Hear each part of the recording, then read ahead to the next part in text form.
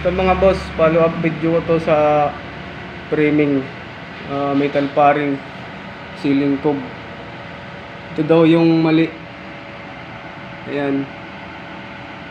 Yung nilagay ko ditong wall angle, mali daw. Pero yan mga boss, ganyan kami dito mag ceiling cob installation. Yan. Ayan mga boss. Wala namang mali siguro, no? Sabi nila makikita daw yung strip light.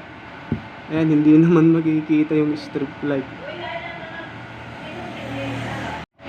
So ayan mga boss, pa-like, pa-comment, pa-share, pa-subscribe tungkol dun to sa ano. Mali daw, mali. Ganyan kami mag-ceiling cob dito mga boss. Kasi yan yung gusto ng may-ari. Yung sarado. Para hindi raw mahirap linisan. Kasi pag diretso yan doon, walang dito sa head. Naku, mahirap linisan. So yun lang mga boss. Pa-subscribe, pa-like.